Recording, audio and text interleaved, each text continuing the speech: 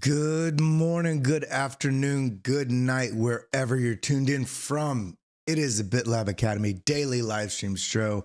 My name is Kelly Kellum. Welcome to the show. We've got a lot of stuff to talk about today. We've got all kind of things going on. I just want to make sure everything's still going well. It looks okay. For some reason, the video is paused on one of my screens here. How's everybody feeling today? Are you bullish? Are you bearish? We got the 25 basis point hike yesterday from Jerome Powell, but we also got a lot of confusion in the market. A lot of Jerome Powell, came out seemingly, some people would argue, very hawkish, but also very dovish. And in reality, I think really what he was trying to do was to protect the narrative, protect this sort of safe haven illusion of banks being safe for your money to prevent bank runs. And in addition to that, we've had a number of news stories that came out, basically almost immediately following the FOMC press conference with Jerome Powell. That was essentially just FUDing. I'd argue it's a FUD campaign against crypto as a whole, Bitcoin most specifically.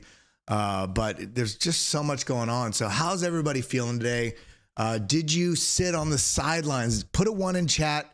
If you didn't make any trade yesterday, if you were just patient, you sat on the sidelines, didn't do much, let the market shake about, let the market shake out people that were not prepared. If you did trade yesterday, did you make money? Did you lose money? Let us know in the chat. Where are you tuned in from? What city, what country, where are you tuned in from? I hope everybody's doing well. I got a lot of rest. I think, how sometimes you get so much rest, you're still tired. That's how I feel today. So I'm feeling good about the market. So the question is this pullback that's happening right now, does this mean that the markets are going to crash, or does this mean that things are going to go back up? Well, first thing I want to do is I want to shout out all of you here in chat, especially those of you who are here early. Really appreciate everybody that tunes in at the beginning of streams. It really shows who the real community is here. We've been doing a lot of giveaways here on the channel. And I want to also be able to give the opportunity, because we get a lot of viewership after the show is live. So we're going to start doing some giveaways that require the same things that we've been asking previously, which is coming over here to the BitLab Academy page and retweeting. This is at Academy BitLab, retweeting this tweet. And we will be actually picking the winner tomorrow. We are going to do a 3-month giveaway for BitLab Academy courses. And this is a perfect time also because we got so many. I can't even tell you. I'm so excited about all the new updates that are coming to BitLab Academy.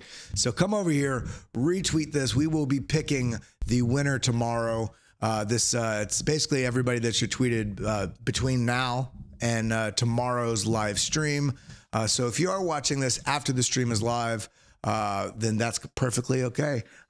Just make sure you retweet this before tomorrow, and you'll basically be entered to win the ability to have free 3-month access to BitLab Academy. And you're basically going to get a kind of vision of two worlds. You're going to see where we came from and where we're going, because we got some huge updates, brand new website, brand new courses, brand new lessons, new quizzes, new resources, all kind of stuff. And when we do roll this out, I just want to let you know, this is an absolutely massive undertaking for not just myself, but for the entire Hit Network team.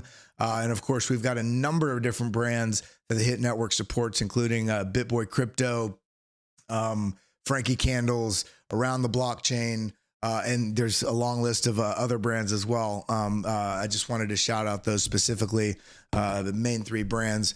NFT Alpha, Pluto Alliance, all this stuff. So they're working tirelessly to get this stuff edited, and as they're editing and getting that stuff tied up, we're having to integrate it into the website. So of course, just like anything, it's taking a little longer than we expected, but it is literally on the precipice, and we're going to be having some access for some early entry, some beta testers, some people that can get in before the full release is live. And so I'm going to be getting more info to you about that very soon. Come over to bitlabacademy.com, sign up right here, You will also have be entered to win. This is for our newsletter for BitLab Academy Insiders. You'll be entered also to win a free month access to the courses and the indicators. And from this group of people is where I'll be picking some of these beta testers, which will be about a 2-week beta test, making sure that all the kinks are worked out and stuff before we roll it fully live for absolutely everybody. So without any further ado, again, welcome to the BitLab Academy daily stream. My name is Kelly Kellum. That's where you can find me, right here with my socials right there. And make sure you come and follow me, because I do share a lot of great stuff there, a lot of resources for any investor in crypto, basically enthusiast, adventurer, investor, trader, whatever you are. If you just want to be in the know, make sure you're following all the correct socials, which are down here. And you can see that there's the arrow right there. And with that being said, I just want to shout out everybody here in chat. Alexandra G, special shout out to Alexandra G. Everybody throw in an emoji if you've seen how supportive Alexandra G has been. She's been sharing critical links, basically where to find things, just huge support. I just want to say from my heart, I appreciate you. I see you. Thank you so much. I really do appreciate the support. And thank you to all of the mods that are in here. Thank you everybody that shows up on a daily basis. Really, this is a special shout out to you. Brad Guidell, Karen Swigart Harris, Bullish on Parade, Dr. Death, got Justin Eubanks, Alex Green, Crimson Caravan Company. Did I say Brad Guidell? I see him everywhere, and I've been seeing him all over the cryptoverse all the way since, last 2 years or so. So I always love seeing his name, and I see him all over the place. Matt Lane, one of our recent winners. Shout out to everybody here in chat. Taylor Brown. Well, we're going to dive right on into it today. If you have not yet, hit that like button, hit that subscribe button, ding that bell. We only have about 25% of you that are members in our community that show up, that have ding that bell, because we're going to be starting to release more content on a more regular basis. And if don't ding that bell, you're not going to be notified, and you might not be aware that it's even out there. So with that being said, let's go ahead and jump in. We've got 101 people watching live, only 34 likes. Get those likes up. Get those likes up. If we get the likes over 300 likes during this stream today, I will be doing another additional special giveaway. So get that going, and we're going to go ahead and dive in and talk about what the heck is going on with the market right now. What should we be watching? What should we be doing? Where are the levels? Bitcoin, Ethereum, Cardano, other top altcoins like XRP, AVAX. What is going on with the market? Is this a breakdown, or is this a bullish setup? Well, did I say shut up? Is this a bullish setup? Well, let's go ahead and jump into the markets. Let's jump into the screen. Let's talk about what is going on today. Again, come over here. Retweet this tweet. This is at Academy BitLab. If you're not following yet, come over here and follow the BitLab Academy Twitter page. We're basically going to be sharing a lot more stuff there as well. And this is also how you get entered to win, which I will be drawing that name tomorrow, but you have to retweet this tweet to be entered to win that giveaway that we'll be doing tomorrow. So what's going on in the markets? Let's go ahead and jump into it. So first thing is stock market news. Evan here. If you're not following him, come over here and follow him. Stock MKT news with the Z. And you can see U.S. initial jobless claims actually 191,000 versus 197,000. Does this matter to Bitcoin? Well, not in a direct, specifically correlated way, but yes, it does. Why? We've talked about this on a daily basis. Bitcoin does not operate and does not exist in a vacuum. It exists within the context of the global economy. The global economy right now is being faced with this battle between what do we do with this inflation narrative? How do we bring inflation down? But how do we also make sure that the economies continue staying upright as if they're upright? Well, one of the metrics that these different monetary policy makers are looking at is stuff like unemployment. And if everybody's employed and there's money freely available for everybody, then that means that it's going to be very hard to drive inflation down.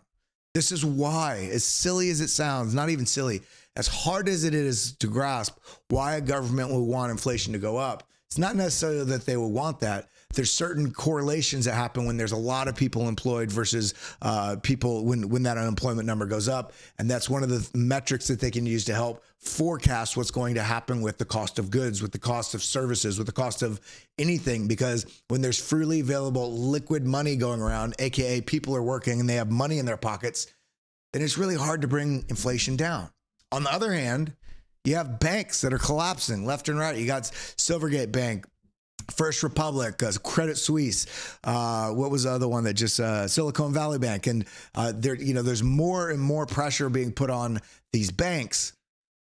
That if that were to cascade, that would cause it. It would be good for Bitcoin in the long run, but it would be very, very bad for the majority of people in the world if we even saw a 15 to 20% of the world's banks collapse. That would be, economic Armageddon beyond what we would really understand how to navigate. So there's a very fine line that Jerome Powell and the Fed here in the US, as well as the European Central Bank, as well as the policymakers in Great Britain, and so on and so forth around the world. And then we see the news article that I brought up yesterday with Russia now basically transacting in the Chinese yuan instead of the US dollar. So there's all these different pressures. There's all these different things at play. And that's what we need to discuss so we can break down all the charts that we're going to be looking at today, in the second half of the show. And we're going to kind of try to intermix these as well, because some people don't care at all about news. But I'm here to tell you, I'm here to help bring some of the small little news tidbits. We're not going to be sitting here and focused specifically on news, but we want to know what ingredients are on the table today. This is why I like to at least take a brief look at what's going on in the news so that I can see, okay, this may be why there's certain bullish pressures, buying pressure, or bearish pressure, selling pressure coming into the market. Because there's different news and different headlines. And then understanding, is this news or headline something that is a fact that we need to worry about? Or is this a narrative that is trying to shape the market? Typically, and in a lot of cases, especially with crypto, a lot of the news that you'll see, especially if it's not coming from a crypto source, but it's coming from something like Forbes magazine or Bloomberg or, whatever typical traditional news pundit, or Secretary Janet Yellen or Jerome Powell or SEC chair, the head of the SEC, Gary Gensler. It's definitely going to be very narrative focused. And it's going to have to, Jamie Dimon, the CEO of JP Morgan Chase, it's definitely going to be more narrative focused about helping protect their institutions. I shared a tweet. Let me see if I can come back over to my account here. I shared a tweet the other day, and I shared it on stream here as well. And that was where is it at? Right here. The regulators basically gave a clean bill of health to Credit Suisse a week before they collapsed. Not only that, you can kind of scroll back a little further. The CEO of Credit Suisse said that Bitcoin is a bubble when it was at $6,700. This is why you need to be aware of what's going on within these markets, but you also need to be aware of what mouth that narrative is coming from. So let's continue on here. We can see here from our boy Caleb Franzen, who will be back on. He will be our guest tomorrow here live on air. He is our traveling correspondent. He's somewhere on the other side of the world right now, but crypto never stops, and neither does he no matter where he's at. So shout out for that. Shout out for Caleb Franzen. Happy to have him back on. But sometimes it's nice to look at other people's charts. No matter how good you think you are, be humble.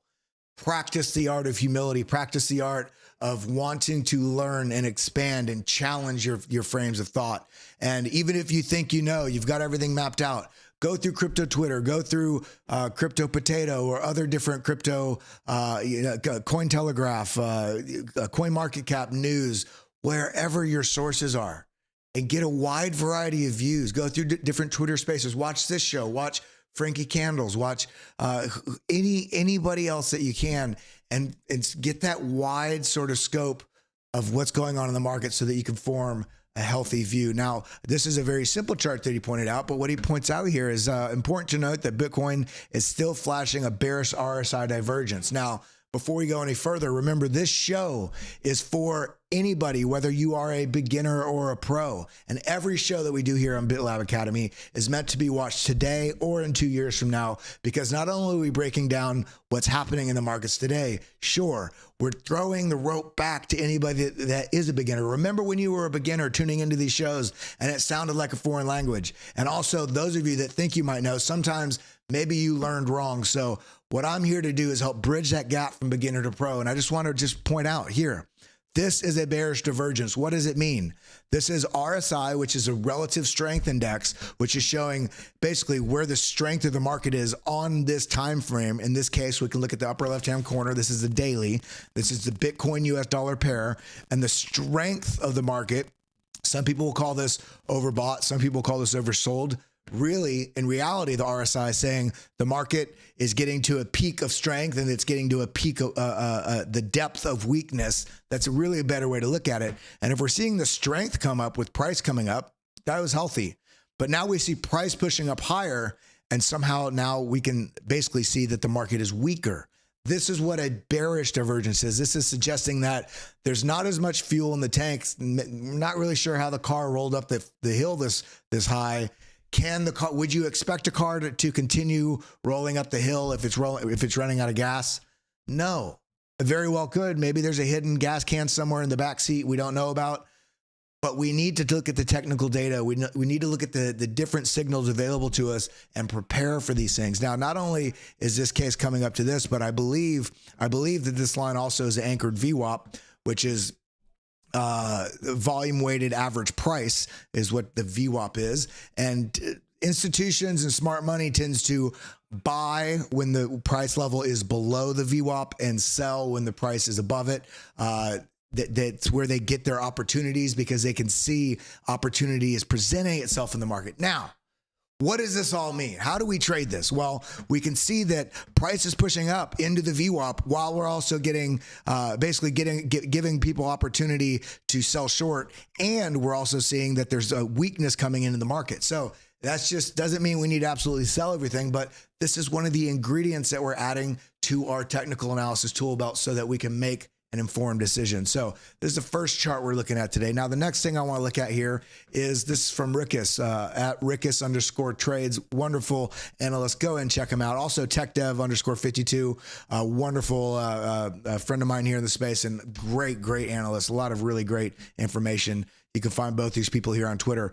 But what we're looking at here, look at Bitcoin, look at the price of Bitcoin, look at the strong correlation to what the general path of the NASDAQ and the M2 money supply and the Dixie here. So we're seeing liquidity coming into the market, but where does that go from here? Now, currently as it stands right here, we're seeing that this is a lower high. Does this mean that the M2 money supply, that 300 billion that we saw printed last week, is something that was just a sort of anomaly? It's not really quantitative easing, is it? Is it not? We need to keep an eye on all these things. So I'm not giving any direction on this. This is just letting us know what's happening with markets. We're getting that broad view before we dive into the rest of what's going on. Now, I'm going to mute my.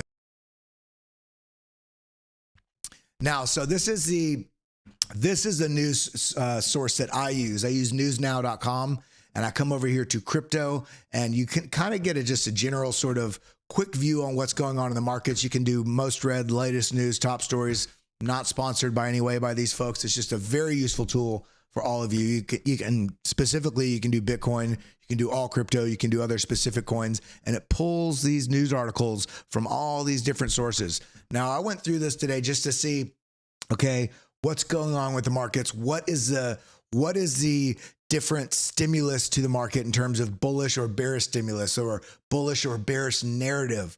What is fighting with the price right now? And what is fighting with the psyche of investors and market participants within the space? Why do we care about the psyche of the market participants in the space? Because when we look at Bitcoin price, this is a map of the psychological sensibility, where people are at in the market. if the bulls are dominating on a time period that we're looking at. In this case, we're looking at the Bitcoin US dollar 4 hour. This means that the bullish psychology is dominating.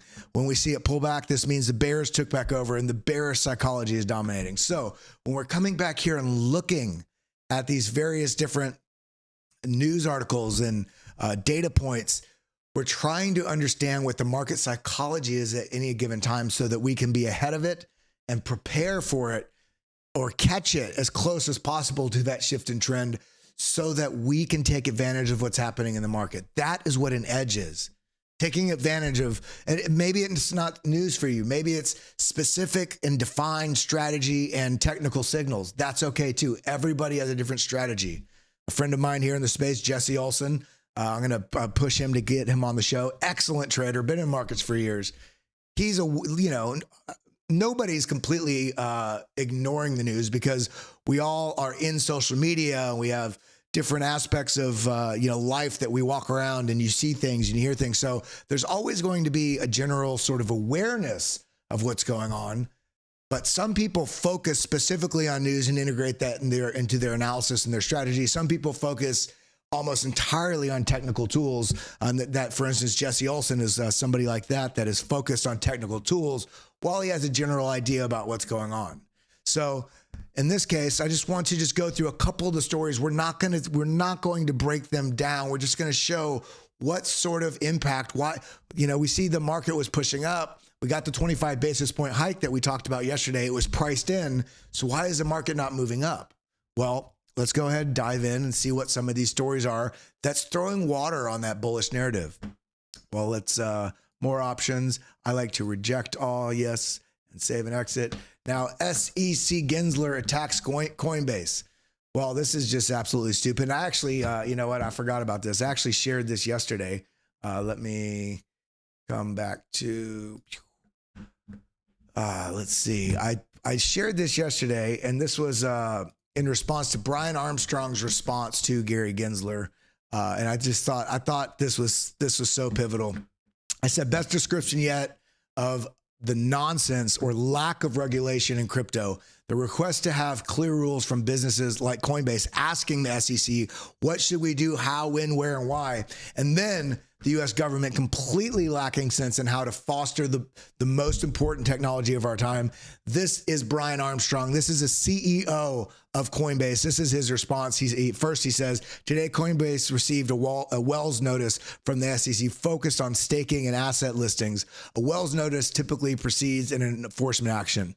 This person says, can someone explain this in NFL terms? Now, this is what I'm getting at here.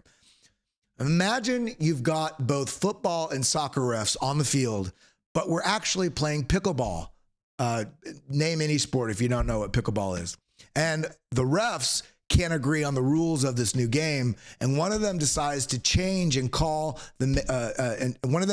decides to change a call they made back in April of 2021. Meanwhile, they don't even understand the rules of the game.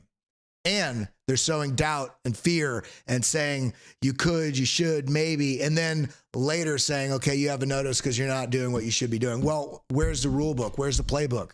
Regulation needs to come in to crypto. There needs to be an understandable sort of playbook and framework for which people can operate in the space, because the U.S., we're losing our footing. And wherever you're at, tuned in from the world, the U.S. doesn't absolutely need to always have its footing. But in terms of being where we're at with the global economy, if the U.S. loses its footing, that means there's going to be power shifts in other places of the world. And there's going to be some dynamic changes in the Western world and how we operate. So just take note of that. And so we want to foster, not just the U.S., every country, we should be fostering innovation. We should be fostering and encouraging growth in the best and equitable, basically technology of not our lifetime, but of lifetimes, of generations of humanity that can provide financial security and transparency, not only between ourselves, but within the institutions that use them well. Is that the reason why the government and institutions are pushing back? I think it may be. Well, let's go ahead and continue on here. So going on here, this is what that was in reference to. SEC attacks Coinbase, saying that they may be selling basically unregistered securities and other nonsense. Okay, the next quick article here is Bitcoin price and crypto market tank over SEC's action on Coinbase. Why is this? Remember, when we are trading the market, we're not trading the exact moment of what's happening in this moment. When this sort of news article comes out, then this is a FUD campaign. This is a FUD, fear, uncertainty, and doubt. This is a narrative-focused article that is trying to push people's questionability around a Bitcoin and crypto. Now, why would this be coming out right now? Why would these sorts of things be coming out right now? Well, I'll talk about that in a second, because then we have our next story that, and all this, coming out on the same day yesterday as the news that came out with the FOMC meeting, the 25 basis point. Now we can see here, IFF economist mocks Bitcoin's lack of diversification. Well, how stupid is this? Let's talk about how diversified the banks were that are failing. Okay, this is just an absolutely ignoramus. There's no merit to this at all, because what this shows is a complete misrepresentation and lack of knowledge about what Bitcoin is. Where it doesn't have diversification and investing your funds in something else when you buy Bitcoin, you own that Bitcoin. This has ultimate diversification. Bitcoin has ultimate diversification and decentralization, and how it is run, operated, owned, and controlled. It is controlled by every participant within the Bitcoin ecosystem. So I would argue that this is the stupidest article that I've seen all year, because in reality, Bitcoin is the ultimate diversifier. So now the next story here, Bitcoin. Thank you for a good story here coming out of NASDAQ. Bitcoin emerges as safe haven as traditional finance faces turmoil. This is an article I can get behind, because this is what Bitcoin was designed to do, to be something that was an alternative. Doesn't need to fully. This is what traditional banking and governments need to understand. It doesn't need to fully replace every different form of currency in the world. It doesn't need to completely make the US dollar go away, or the Chinese yuan.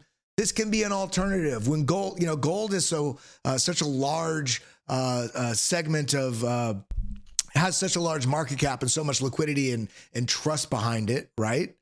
But nobody can verify that gold. Think about, I saw an article 2 days ago as well, JP Morgan Chase finds out they had, I think it was like 10 tons worth of nickel that they had bought. Nickel, which is a precious metal, a kind of, nowhere near as precious as gold, but they were basically storing this nickel. And it turns out that nickel was a bunch of stones, a bunch of rocks in a bag. When they went and audited it, basically, they found out that they basically were holding a bunch of bags. And now they're telling us that Bitcoin and crypto and all this stuff is unsafe, and we need to be more diversified, and we need to be more like the banking system. You are out of your mind. Anybody that thinks that has never spent 10 minutes looking into the beauty and the transparency that is available with Bitcoin and crypto. So let's just continue on here. Now, let's see. Okay, this is the other one I wanted to point out here. I hate all these ads popping up. Okay, Hindenburg shorts Jack Dorsey's payment firm Block. Now, this is also because there's this huge sort of, basically Jack Dorsey used to be the CEO of Twitter, and he's also I don't want to say graduated, but moved out of that more into Bitcoin development space. He's also a big part of Cash App, as well as the firm payments firm Block. And essentially, there's this basically FUD campaign going on around what. Here we are.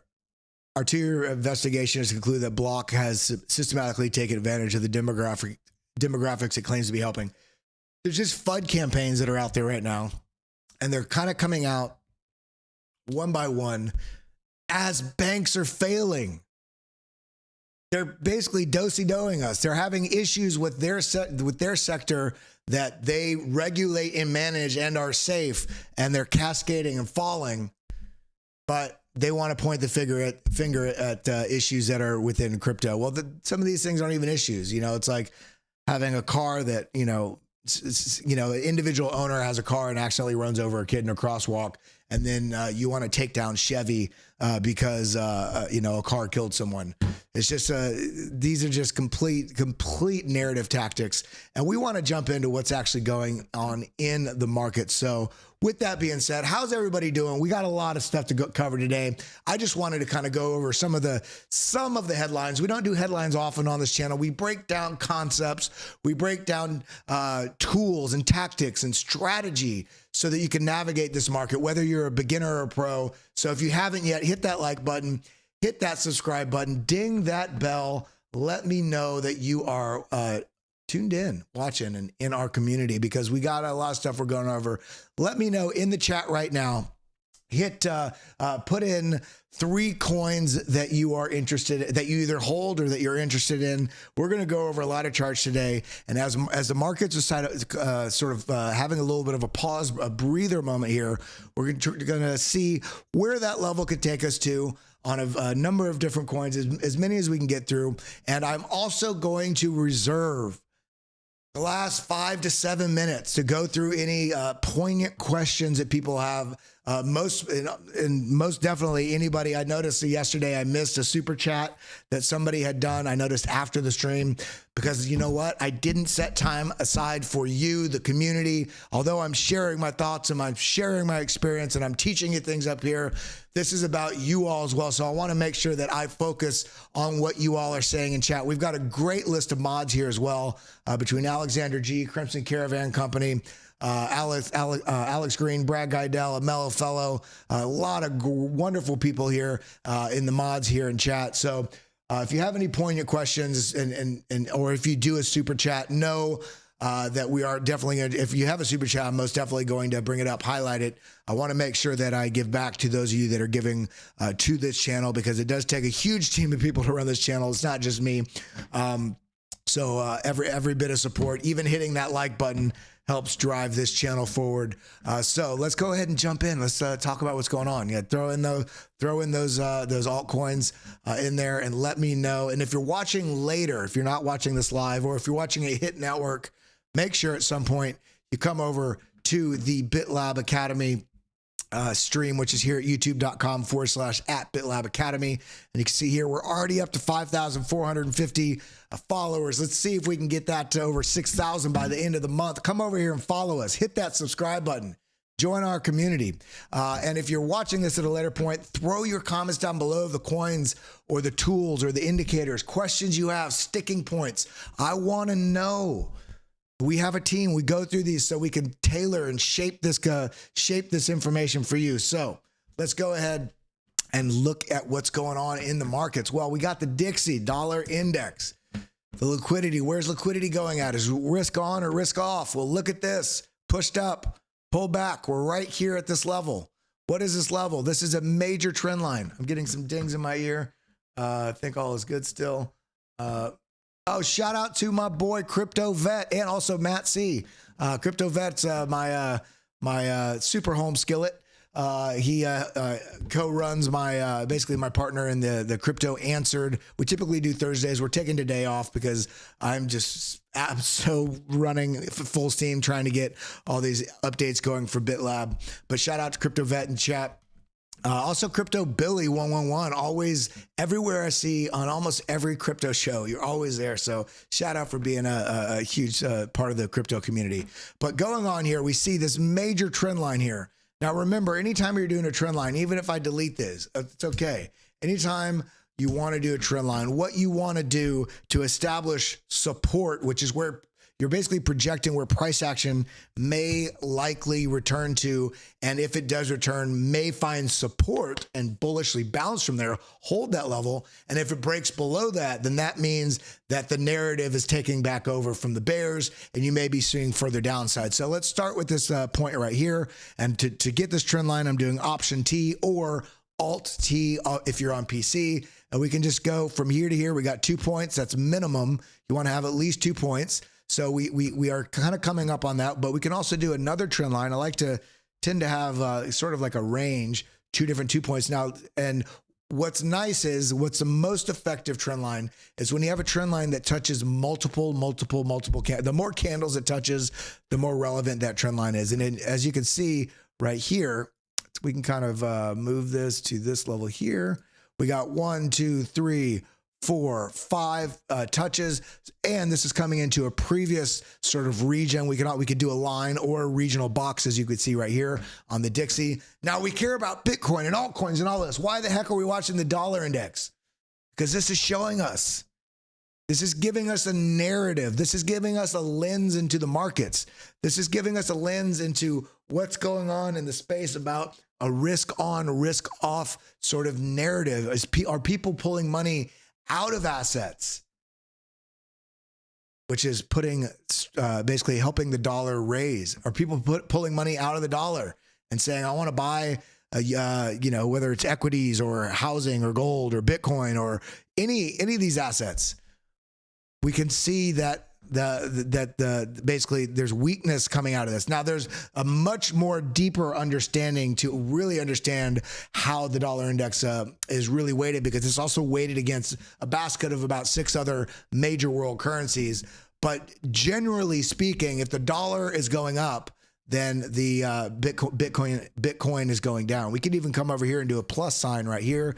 We can do BTC, USD. Let's go ahead and look at this. And we can see, let's see if it's,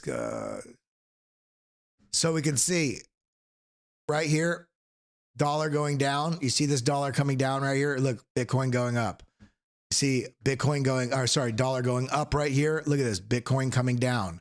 So there's a strong correlation between these two. And this is why it's important to see if the Bitcoin is in somewhat of a uncertain territory, then we can look to other assets. We can look to other sectors of the financial environment to see if there's more of a consideration about what may likely happen. If Bitcoin's setting up for a bullish breakout, while the Dixie, the dollar index, I call it Dixie because it's a DXY, as you can see right here. If this is setting up and is breaking down to support, we have a lower high, and this is coming down to support with weakness, and Bitcoin or whatever other assets you're trading are setting up for a bullish, you're having sort of a combination effect there, and you may be setting up for fireworks. Now, I just wanted to sort of take a look at this, because what do I say? What do I say before we're jumping into our trading desk, before we jump into our trading terminal, before we're making all these big decisions about what we're doing with our capital? Whether you're talking about market cycles or actually looking at markets, you always want to start with macro first. And that when you're talking about markets and what to trade, the macro means look at the broader market context. What's going on with the dollar index, with the NASDAQ, with S&P 500, with Dow Jones, with specific tech stocks, whatever your strategy is, get a broad view of the market. And then we can look into our assets we want to trade, because now we know what pressures are facing those assets that we are trading. Now we see this right here. Look at this, NASDAQ. Broke below this line. What is this line? Let's come to an auto here. We have a falling wedge here, kind of two-phase falling wedge here. We broke out of this major, larger trend line, but we also broke out of this support trend line right here. Not only did we break out of this, now this is concerning to me about a risk-on narrative in the markets. Why is this? Why does risk matter? Well, crypto is a lot riskier than crypto is perceived. Let me rephrase that. Crypto is still perceived and amongst a lot of institutional traders as a more risky asset than some blue chip major stocks like Amazon or Microsoft or the NASDAQ or indexes and stuff like that. In reality, we're in the middle of this sort of battle of narrative shift between where is truly the safe haven for assets, because bonds and treasuries and all these things are starting to flip, and we're seeing banks being crushed, and we're seeing this narrative shift towards Bitcoin actually being the safe haven, and that's kind of what it was designed to be. So this is going to become less important over time. But when we're looking at this today, we're seeing NASDAQ break an important trend line on a formation that should be breaking out bullish, because this is a falling wedge. Traditionally, they break out to the upside. This is not only broken down, it has come up here and done what? This is what we call a breakout, a breakdown. When you break below a level, come up, retest it, and then break down. Now, this isn't fully confirmed yet because we have not broken below this low.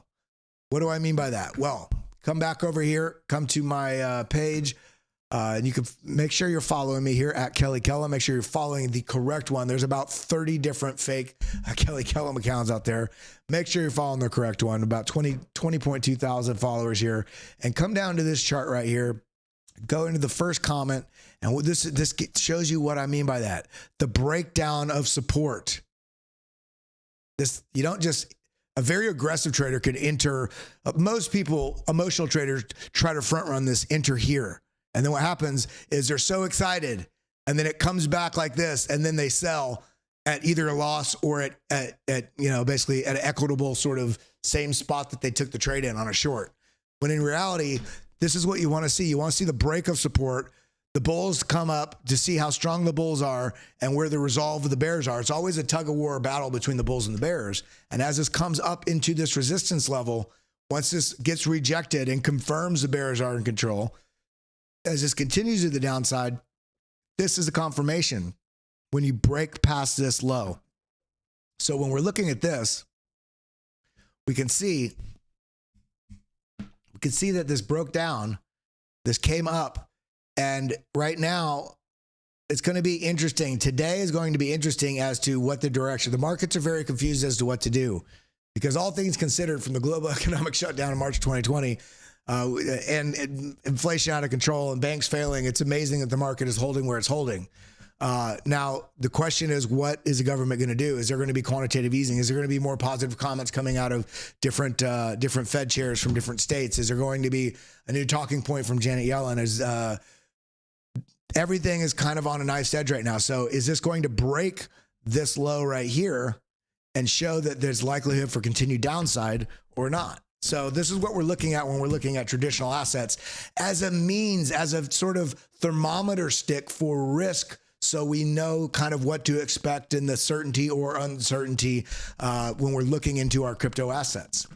This is why we're using a variety of different assets and a variety of different tools to give us that more calculated and data-driven approach to the market rather than emotional-driven. So King Peasant asked, Kelly, can you differentiate between a retest and a back test for us? Well, I mean, they're very similar. I mean, I think that's kind of an argument of linguistics there. Back test, when I back test something, I use it more to, it's more, for me, I think more of like historical analysis.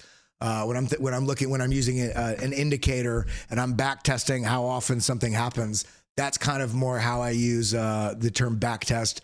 But some people will refer this as a back test to this previous support. This could be a back test and then down. A retest is, if you're having a double top, you're retesting that level. So testing resistance. Back test, I would more generally use in combination with historical analysis on an indicator, but it can kind of be interchangeably used there. Now, when we're looking to the rest of the market, let's actually, we're seeing here Dow Jones had a bit of a W formation, but kind of not. Looking very choppy here. Tried to break out, fake out, coming back down.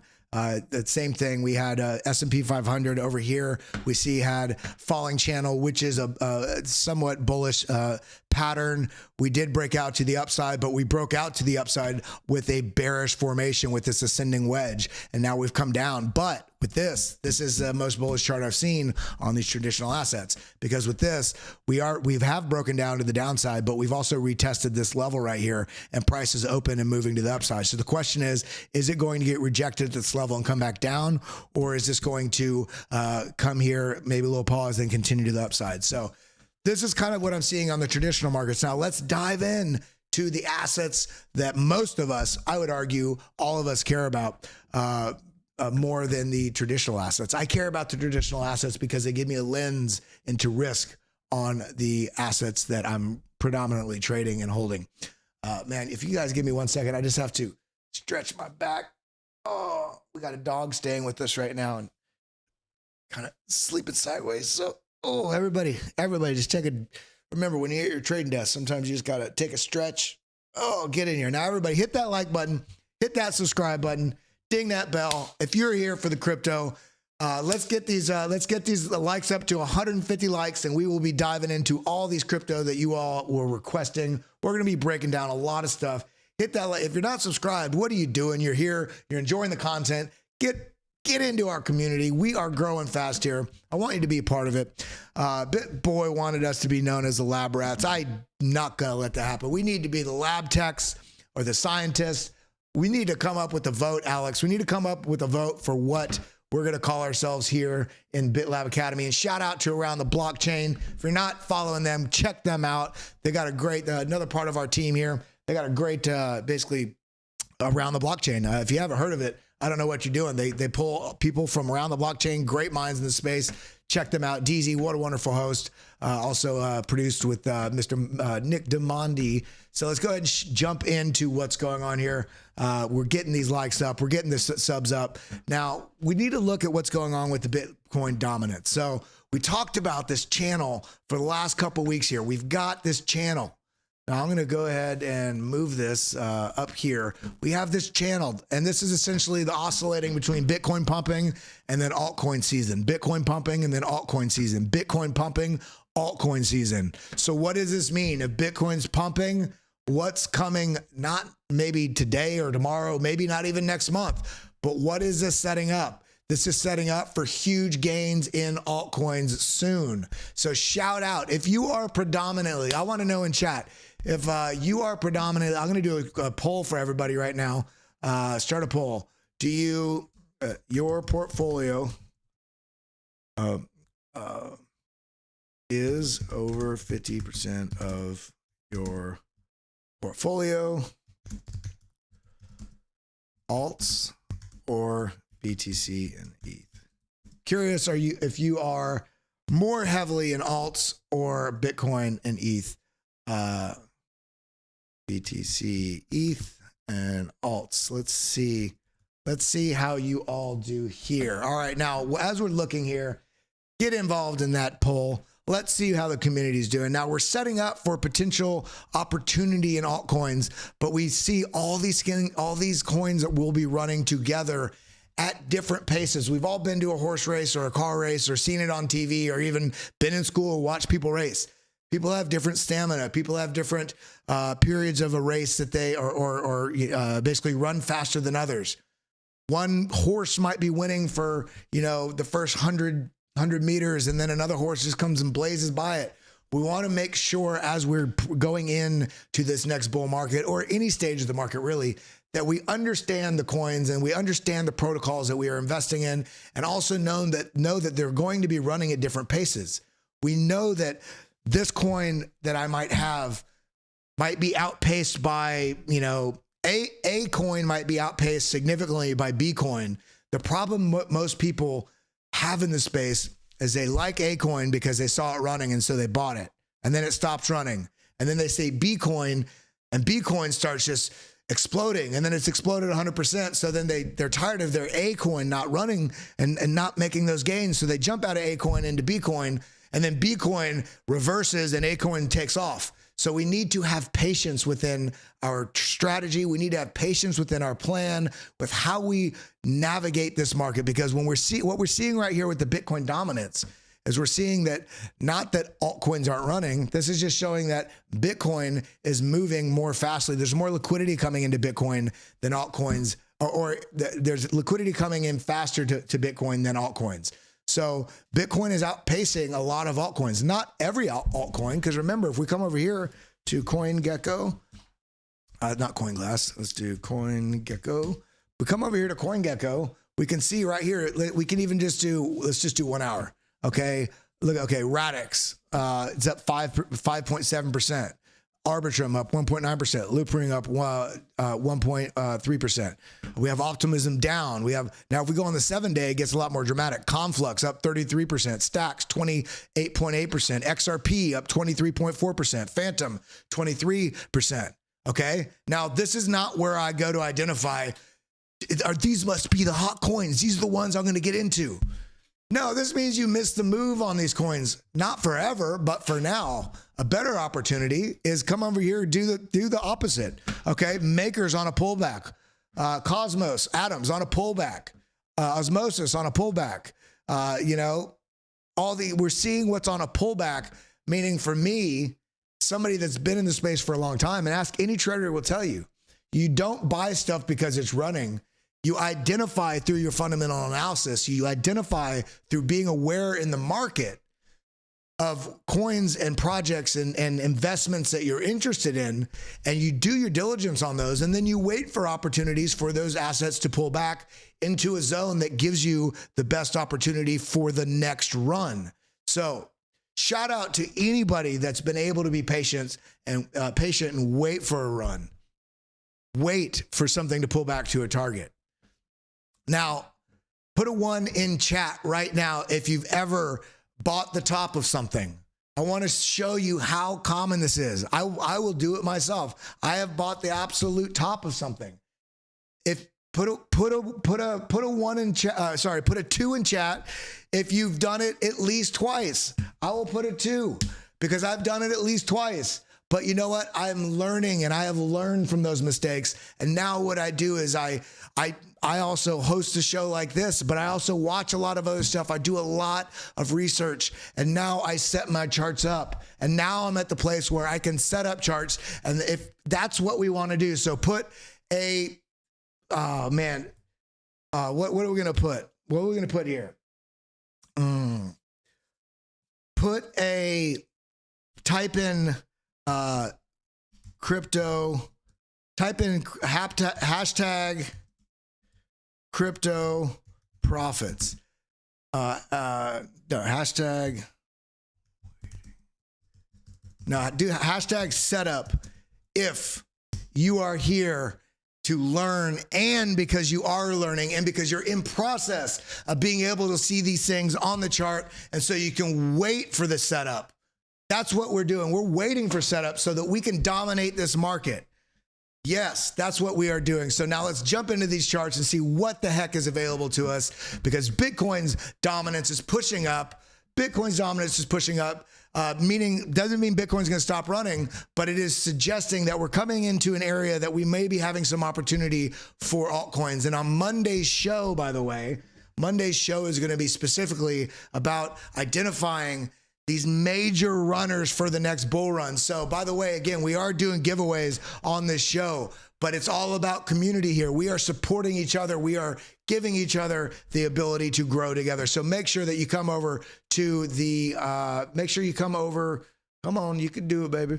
Make sure you come over to the BitLab Academy page right here. Retweet this one that this post that we did today about today's stream. Come and retweet this. Tomorrow we will be doing a random name generator. If you're watching this after this is live, it's okay, because anybody that retweets this between now and tomorrow into show, you are going to be able to be entered to win a pretty darn good gift. It's going to be having to do with BitLab Academy and the indicators. So come and retweet this, hit that like button, hit that subscribe button, ding that bell, and we are going to jump into these charts and talk about exactly what's going on and what we're seeing. Now, remember yesterday, this is Bitcoin. What are the state of things? Well, these are the lines that I drew yesterday on the stream, roughly about right here, about the potentialities, what could happen based on the Fed announcement. Now, this is essentially what is playing out. Prices breaking down. Okay, we got the 25 basis point hike that was sort of priced in, but this is not only having broken down, but what I want you to notice here, when you're looking at any chart, I want you to recognize the price action as your first indicator. What do I mean by that? Look at the shape of candles. What are they forming? Are they forming momentum increasing patterns? Are they forming momentum decreasing patterns? Is the momentum waning? Are they breaking below support? Are they breaking above resistance? These are the things that you want to pay attention to when you're looking at the chart. Now, in this case, we're seeing two clear things. We see the price action is broken below this support right here. Not only that, as the Crypto Love says, Not only that, this is broken below support, but what are we also seeing in addition to this? Well, if we come back over here to this chart, what are we looking for when we break support? A breakdown of support, and then an attempt by the bulls to come up, and basically this battle between the bulls and the bears. Who's going to win? If we get rejected again, that means the bears are taking over in that time frame, not forever, but so when we're looking at this price action, we see the breakdown. Now we're seeing this attempt from the bulls to push up, and we can see on this 4-hour chart, and we'll see this with better resolution if we get to smaller time frames, but we can see that the price action is doing what? It is rounding. So what does this mean? This means that the bulls are not increasing in momentum. This means the bulls are losing the battle to the bears. This is what we're seeing when we see a chart like this. This is why price action is the best indicator that you could possibly have. The next best indicator on a chart that you can utilize is volume, because volume shows you interest. Now, when we stack price action and volume together, utilizing these tools that are freely available to everybody, all you have to do is use your eyeballs, look at the stream, or sorry, look at the chart, and you know, and if you don't have eyeballs, if you can't see, use an audio service that reads technical analysis data to you. Price action and volume will give you what the battle between the bulls and the bears, what's going on in that dynamic. And then the volume will show you interest levels to watch out for. Now, just looking at this alone, we can see we fell through this level. We broke this volume node right here as well. Now, this rollover is indicating to me, without looking at any of the other indicators, which are going to be the next most important, which are really going to give you that edge in the market, which is basically aggregating momentum and strength indicators together so you can see that sort of insight as to what's happening in the market. Okay, so we're seeing the price action is rolling over here on Bitcoin. So we want to set some sort of target as to the lower levels and where our key support levels are. Now we can see we've got this sort of trend line right here that is basically going to give us a region, and this is kind of in line right with this price action node, this volume node that we have right here, which is right about $26,000. So we've got two sort of zones that I'm looking at right here, which is one right there, and then the one I'm going to change this so it's a different color, and then right below that, we've got this zone that was basically this major zone that we had to basically break through. That was a major point in the market, this $24,000 to $25,200. This zone right here, what I'd like to see is, you see where this box is right here? This box is also in line right where this previous price action top was right here. So if this were to come down and retest this would be very healthy. This would give us a bullish feather on our cap as to what would happen based on the follow through. So if this comes down and just touches this, that's not necessarily bullish.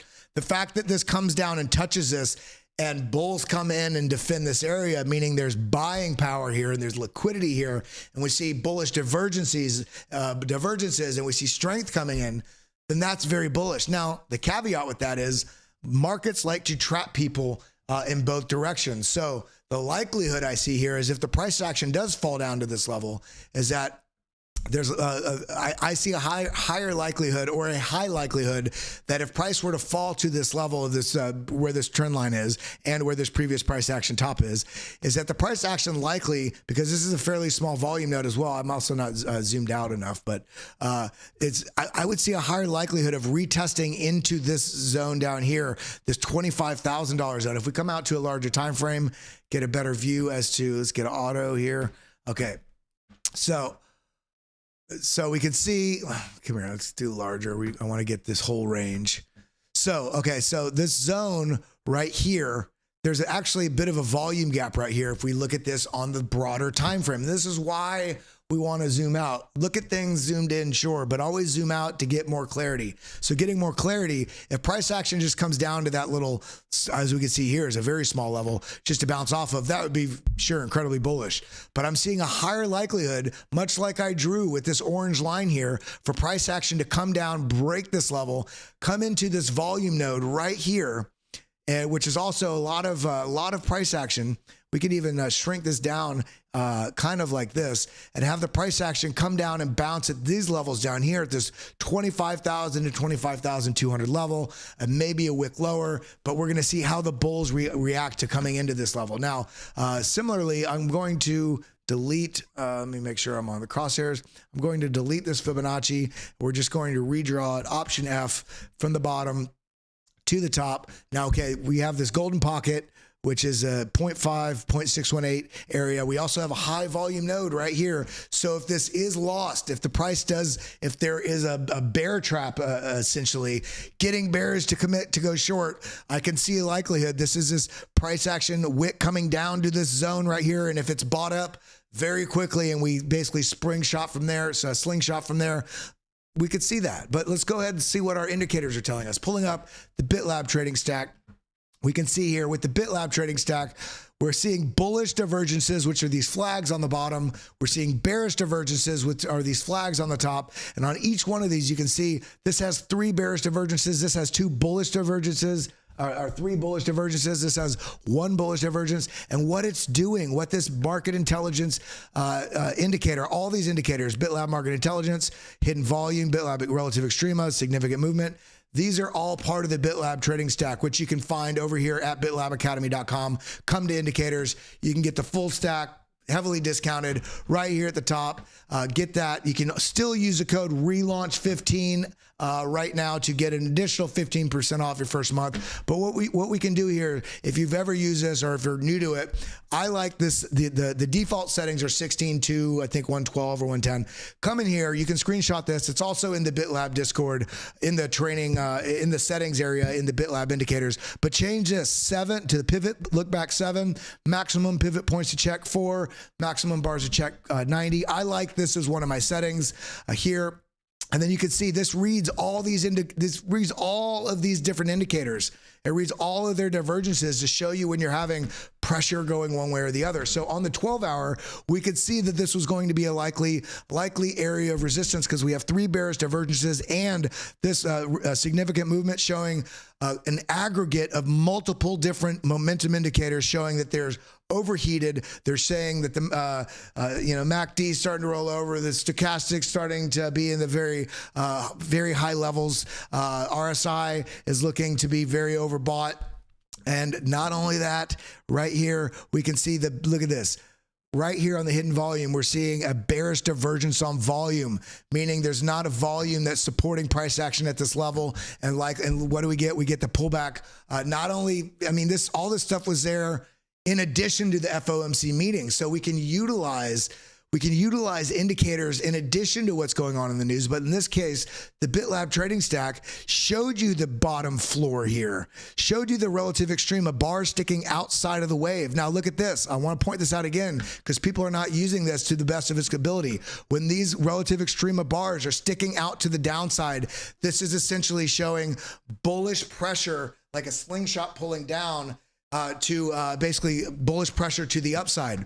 Now we also have this wave here. This wave here is essentially an aggregate momentum wave. So let's look right here, option V. We're going to see right where, look at this, right where this momentum wave flips. We could have predicted this. This is also where the momentum shifts to the upside and price action is going to the upside. So not only was the relative extrema, as you can see right here, forecasting this move to the upside, we also had the support of underbought signals, this blue wave here on the significant movement. And we also have bullish leading indicator, bullish divergence on the hidden volume that was supporting as this even fell. And we get this into this bullish divergence on the histogram. We get a low pivot. We have basically 1, 2, 3, 4, 5 set up here for this move to the upside. Now, similarly, we get over here, right here. Now we're looking at this on the 12-hour. Now zooming out here, we see we have on-balance volume and external. The external is a hidden volume. We're getting bearish divergences as price push up. And we're seeing the momentum indicators are saying, warning, warning, overheated, overbought, likely roll over. And then boom, our trigger right there would have been our hidden volume, our bearish divergence on the volume printing on this indicator, giving us that confirmation for price action to the downside. Now coming to a smaller time frame, let's come to the 2-hour and we can look at this. We're going to turn off the 4MA. Okay, now looking here, we can see we can see that this, we can see that the significant movement is showing overheated as we pushed up, overheated as we pushed up, overheated as we pushed up, not much blue, signifying that this was getting top heavy. And we're getting one bearish divergence, 4 bearish divergences, and then again, 2 bearish divergences right here, also with the high print on the market intelligence, and we had the red wave here as well. But look at the relative extrema. We had bars sticking out of this, is showing that it was likely going to move to the downside, and it did. As soon as it moved to the downside, though, we got a blue wave showing this was very, very oversold, and we also got the 1, 2, 3, 4 bullish divergences, giving us a clear signal that this was a likely, if you're shorted here, a likely position. If you're doing just indicators, which I don't recommend, use indicators with price action as well. We can see that this was likely going to be a pivot point, and then we also got the clarification with that low print right here. Price action flips back to the upside, and we're now coming into this zone. Now, if we come to the smaller time frame, we can see right here. Let's look at this. We can see, we're seeing, okay, we got the MACD to the downside. We also had the red overheated zone. We had bearish divergences over here on the volume, showing bearish pressure on this price action. Showing bearish pressure on this price action. See 1, 2, 3, and red zone showing a lot of overheated through this level, and price action is not even moving up, and it's still overheated. And then we get basically this move to the upside, overheated, and boom, as we lose this level, comes down. So we can utilize the variety of different time frames and the 1, 2, 3, 4, 1, 2, 3, 4, 5 setup, meaning we have a leading indicator. It could be any of these. And then we have a supporting indicator being another one of these. Then we have a further confluence indicator being whichever.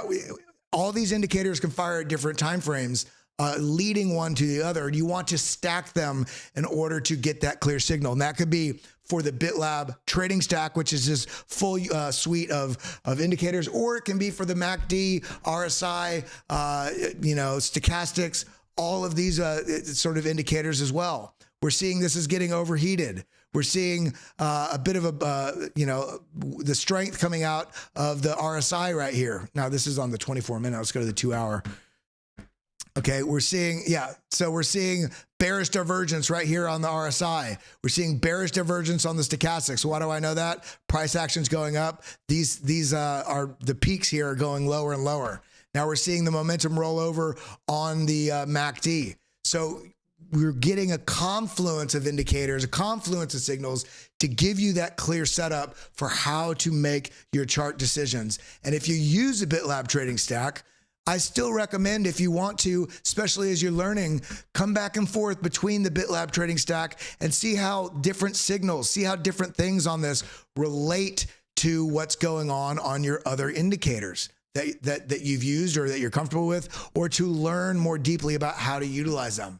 It's always a benefit to give yourself more data and more knowledge about how to operate with these things. Now we can see Bitcoin is falling into this EMA ribbon right here, which is part of the BitLab market intelligence. It's coming up, but we are testing this level of previous support. Now, will this be resistance or support? Sorry, will this be resistance, or will this break back through and have continued upside? Well, let's come down to the 15 minutes and see what kind of strength we have. Well, we had a blue support wave right here on significant movement, right where we bounced. And this shows, let's see the relative extrema kind of peaking out to the downside.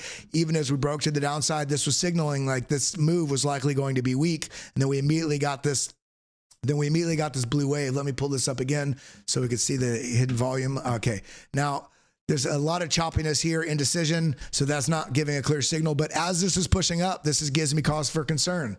As this pushes up into this level of previous support, could this be resistance? Well, we're already having 2 bearish divergences right here. And if you want to see, if you have market intelligence and you want to see these, you can change this by double-clicking on a flag or clicking on this gear wheel over here. Come down to show indicator name. You can do full. You can do shorthand like this. You'll see it will shorten here in a second. Boom, like that. Or you can actually do don't show, and it just shows you the number of divergences. This is how you do that, right? Come on, there you go. easy ways to clean up your charts if you want to. You can also just do show last divergence. So we can see this is coming into a red wave, which is indicating that the momentum waves, the momentum indicators, the aggregate of momentum indicators is showing that we're getting into overbought territory. So we just need to be cautious here. Now, coming into other coins, let's go through these other coins. Cardano showed some life yesterday. Yay for Cardano. Hit the like if you were in the Cardano community. What point did you get in? I got in at 1 cent. Felt like a trading guy when I sold at 4 cents. And then I got back in at about actually about 27 cents. Rode that up to about the $1.90. Let it fall back down and was so mad I didn't get the top. And then I've just been accumulating once it got down to those lows. But we're seeing some life in Cardano. We're seeing some life. We see, unfortunately, the first thing I can see also here is potentially a rising wedge, which is a inherently somewhat bearish structure, but maybe it's not a rising wedge. See, you kind of find things out as you go. So this is a rising channel, also potentially bearish, but we can come out to the daily. Let's go ahead and mute market intelligence. Let's look at this. So this is concerning. So first thing I'm seeing right now, right as I pull this up, this is Cardano 1-day chart. This looks somewhat like an inverted cup and handle. Now, this could be potentially very bearish depending on what happens. So this would be, if this were to be the case, we can go like this. We do it from the breakout. This would be a breakdown to a 24-cent level if this pattern plays out. Now, I don't typically trade inverse cup and handles, but I did see it. So we do need to acknowledge what is on the chart. We're seeing bullish. We're seeing, look at this bearish divergence on the hidden volume. We can see right here where my mouse is, preceded this fall. Then we have bullish divergence on the volume as this is falling, preceded this push up. We also see all these relative extrema bars sticking outside of the wave. What do I mean by sticking outside of the wave? See the wave, lightly shaded, and then when the candles are very bright, that's how you know they're sticking out of the wave. So they're sticking out of the wave this whole way down, showing that this was an unhealthy move. And we also see that we have basically a line of support here that this move bounces off of. I'm going to go ahead and delete this line. Nope, that's not what I wanted to delete. I want to delete this line. We can see that this is pushing up. We're seeing some signs of life. Now, the next level I'm looking at is, because we have this volume node right here, is this is also option J. Let's go ahead and, so in this sort of region, actually, I would say, of right here, there's a bit of a gap there. So yeah, I wouldn't even do that. So what I'd be looking at next, if we're able to break through this region right here, this 40-cent region, I'd be looking to retest this topside zone of 42 to 43 cents up in this region. If we do break down, then first level to the downside would be our most immediate move, and that would be coming down and retesting this level here at about 34 cents. That's what I'm seeing on Cardano. Now, if we are able to break this level, this looks like it's going to be a lot of resistance right here. This is going to be our 25K moment. We talked about this, I think, in yesterday's stream as well. This would be the sort of 47 cent, 47. There we go.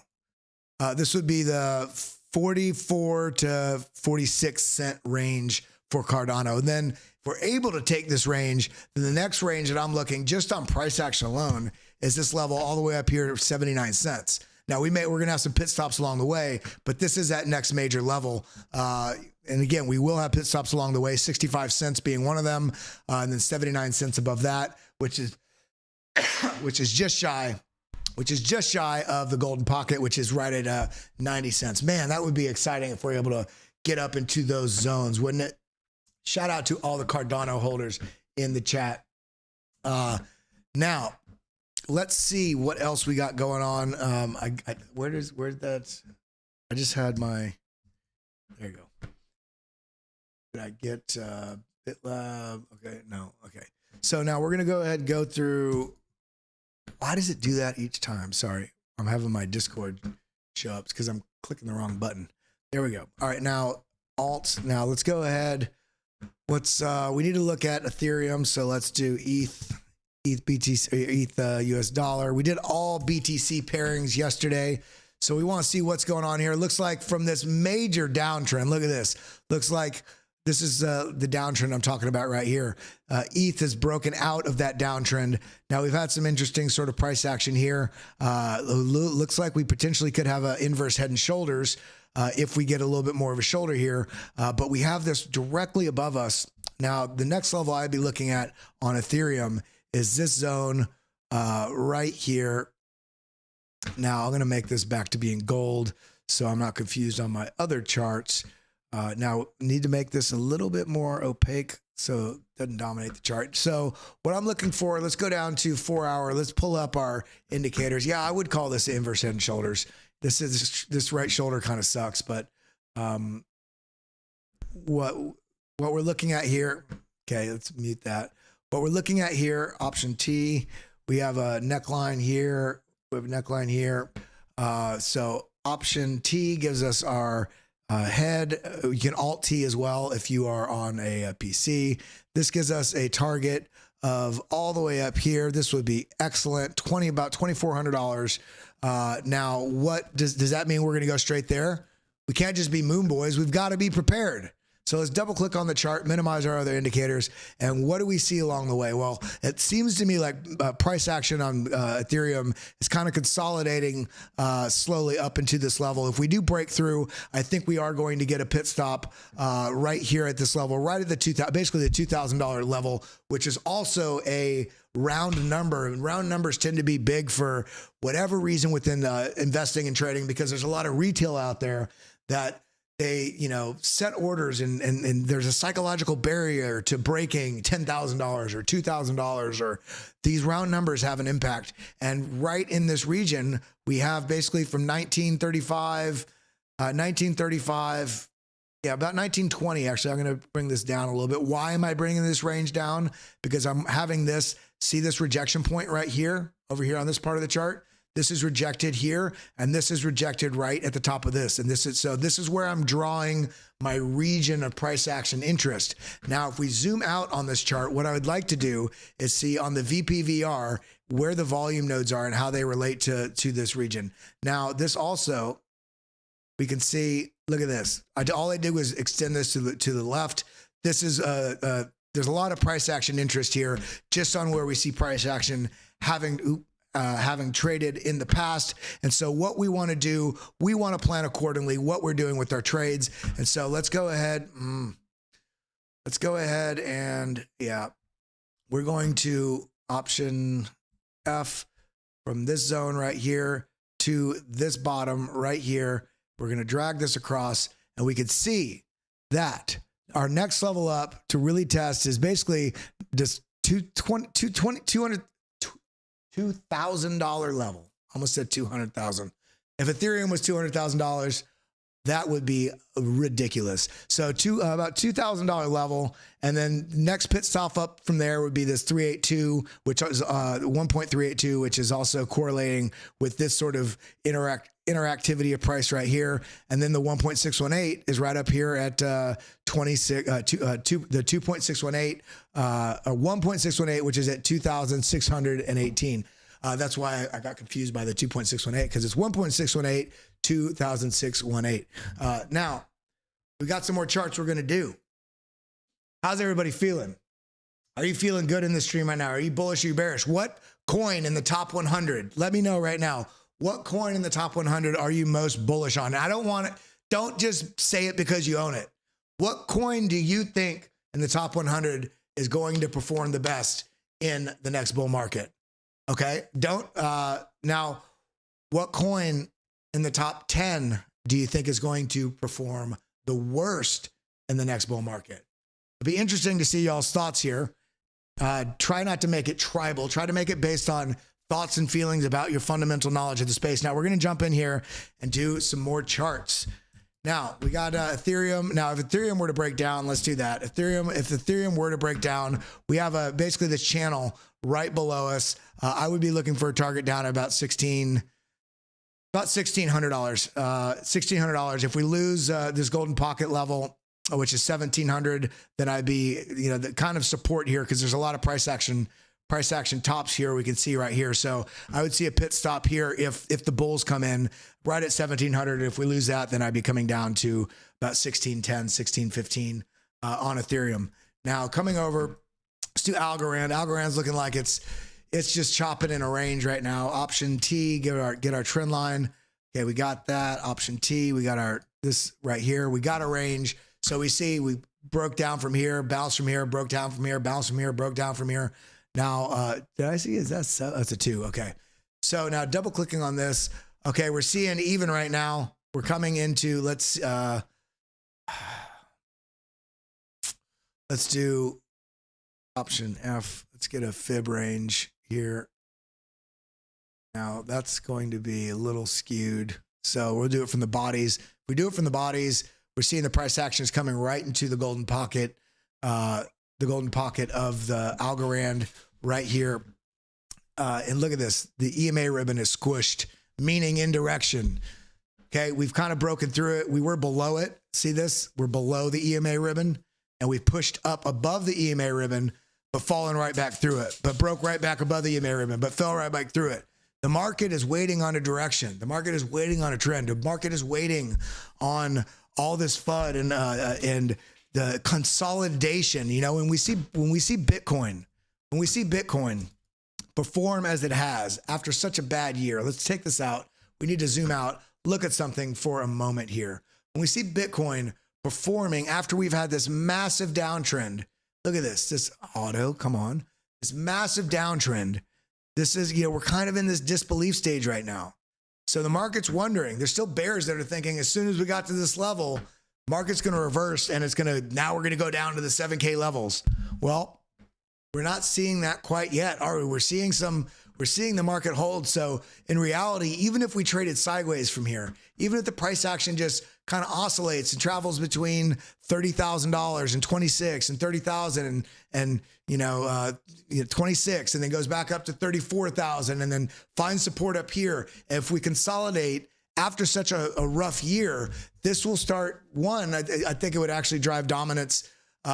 It would keep dominance kind of where it is on Bitcoin right now, but it would also show strength in the market. And if there's consolidating at Bitcoin at these levels and bullish buyers coming in at these lows at 25, 26, 27K, and they're coming in each time and there's a bullish divergences forming, then we'll also see some dominance go to the altcoins, and altcoins will start to run. And then as Bitcoin explodes back up, the dominance for Bitcoin will go back up again. And then we're having that liquidity go back and forth and back and forth. This flow of assets between fiat to Bitcoin to large cap to mid caps to low caps. We're seeing the liquidity sort of move back and forth between Bitcoin and altcoins. And that's okay, especially after such a hard year. So when we look at Algorand, where are we at? Algorand is traveling in a channel right now. Let's go to auto. Now we're seeing, look at this. See these red waves down here on significant movement? Each time we're seeing this red wave, we can actually bring this panel up. Each time we see this red wave, this is getting overheated into a move. Breakdown. Red wave overheated into a move, and then it's sustained right here. We see came down. Now we get a blue wave. We saw the relative extrema was sticking out to the downside, showing that this move was a little bit unhealthy. Now we establish a floor, basically a support level. We get indecision candles on the chart, and we also get a bullish divergence, which we see by this flag, and we get a low print, and we have this relative extrema sticking out, and we have the blue overheated, underbought, undervalued. This is what the blue is, and we get the bounce to the upside, and then immediately, as soon as we get up in this region, we get a red flash, overheated. So you see how these signals are meant to be read together. So it's not all one indicator showing everything in one spot. We're trying to because each one of these indicators pulls from 3 to 10 other indicators themselves, they need to be utilized as such to where we can get our 1, 2, 3, 4 point confirmations. And in addition to that, I just want to shout out again, me and the team, we're working in the background to actually integrate some of the relative extrema stuff into the candle bars, so you can see when stuff is an overheated move, as well as some other updates to market intelligence and some of the other indicators we have here to make it even easier to use. So whether you are a beginner or you are a pro, you're going to be able to dominate with these indicators and use them easily. So let's continue on here. We're seeing weakness right now on Algorand. This is rolling over. What did I say? If we're having a bullish momentum increase, you see that parabola start to form. If you're seeing bullish momentum starting to weaken, you start to see it rounding like this. What are we seeing right now? It's starting to round, but we're getting a little bit of an impulse. So what do we do in this situation? We're on the 4 hour. Let's go down to the 1 hour. Let's get more resolution on the chart. Okay, the bulls were trying to, they kind of rounded out. We got a pullback, but the bulls, the blue laws are kind of pushing up here again. But we're getting kind of rejected at this 382, also at this golden pocket. So let's go to a smaller time frame. Let's get more resolution. Okay, bullish attempt. This is basically a shooting star. This is a bullish attempt. We have 3 bearish divergences. We did get this. Look at this. This bullish divergence on the hidden volume did signify with these bullish divergences on market intel, this launch here, and the relative extrema to the downside right here. 1, neutral here. 2, 3, that was your signal. Now right here, unless this candle makes a lot of headway to the upside, this is showing on this time frame, at least, just on the candlestick alone, that this is likely to continue rolling back over. So we want to watch what happens here. We could even come to a smaller time frame. We're seeing the attempt, but we see a large bullish engulfing. We see a large bullish candle. Now we have a smaller momentum candle, meaning the bullish momentum has come down. We're getting a red flash here. Extrema is sticking out to the upside. So this is signaling likely rollover here for Algorand for the time being. That doesn't mean that's not the end of the world. It just means that when we're looking at this and where things are supported, we may be coming down to retest this 21 level, or down back to the 21.4, I should say, or the 21 even. If we lose 21 cents even, then we will be seeing further downside. Now, let's go ahead and do, let's do XRP, since XRP had such a move yesterday. XRP, now, okay, let's do auto. Okay, still kind of in almost like a, I'm seeing almost like a symmetrical triangle here. Every day I see something different. So this could be a bear flag or a symmetrical triangle. But what I'm seeing in terms of what it is within the market, we did get this push up to this zone. Let's take this down to the 4 hour.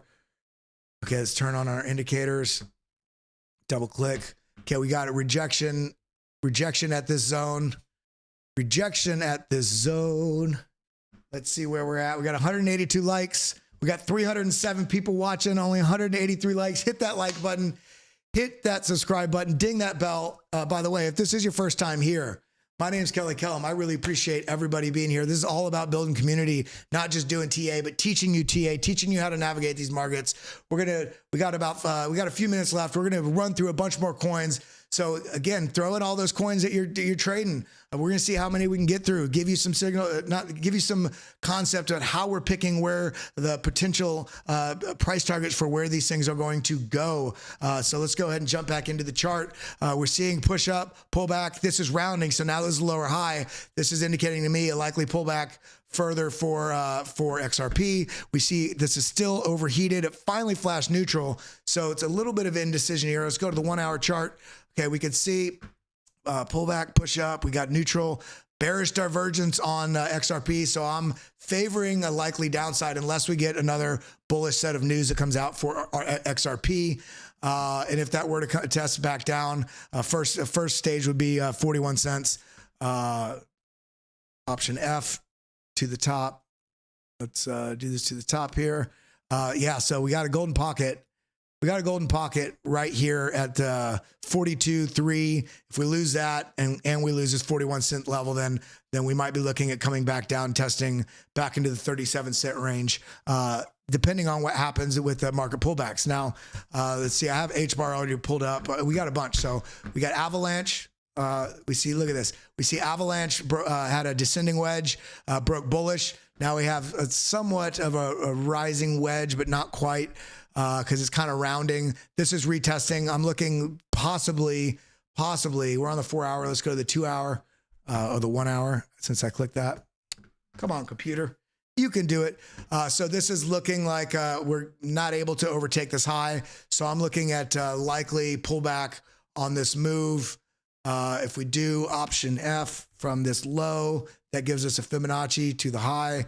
So what we can do here is we can see that if price action pulls back, if we're not able to hold the basically 1680 to 1650 sort of range, then I'm looking for a pullback likely to $15.50 range.